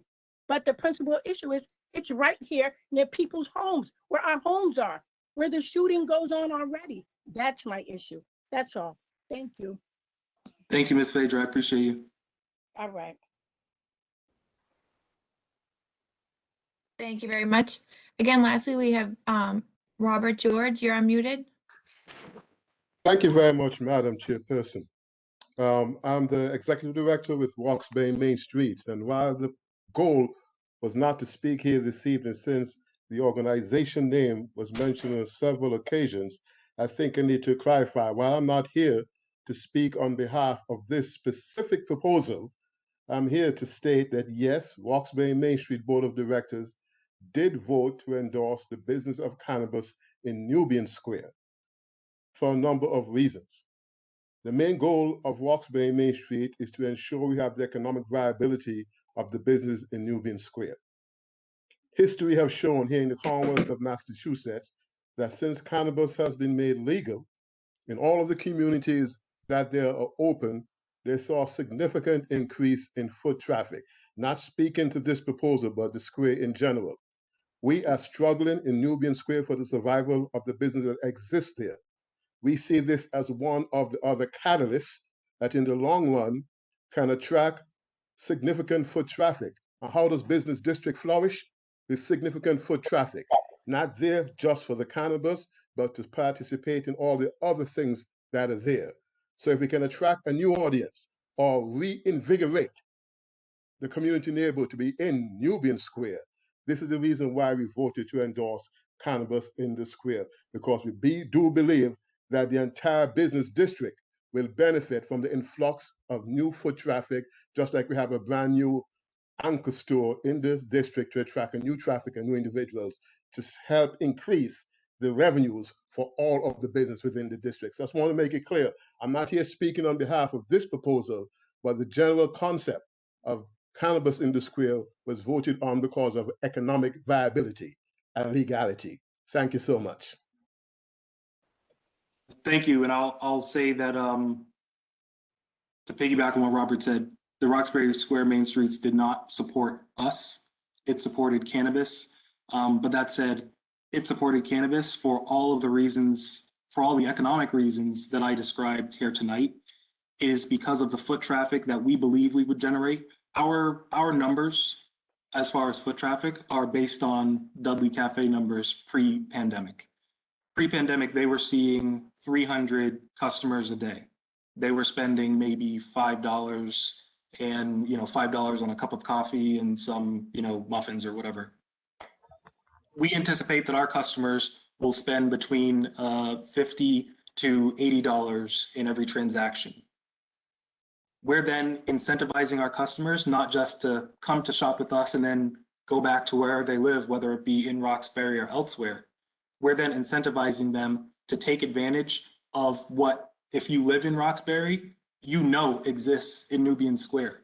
To go to the Silver Slipper, to go to Fasika, to go to Daily Table, to go to Suya Joint, to go get a cut at Everything is Real. We're incentivizing them by offering a discount to go to those different businesses in the neighborhood. So it's not like we're saying just go and have at it.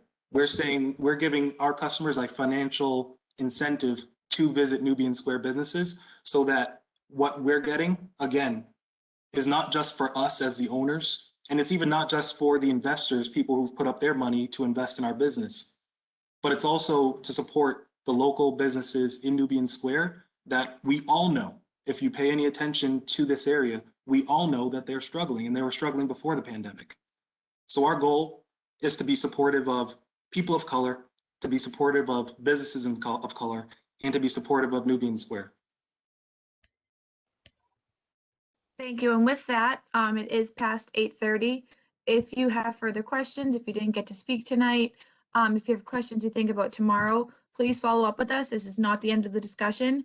We do just have to end the meeting because we do have other meetings tonight. So please send your email to Jason. You can find his email at boston.gov/Roxbury.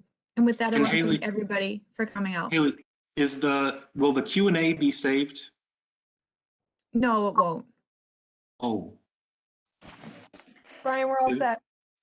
thank you. Okay, perfect. Have a nice night, everybody. Thank you for all joining us.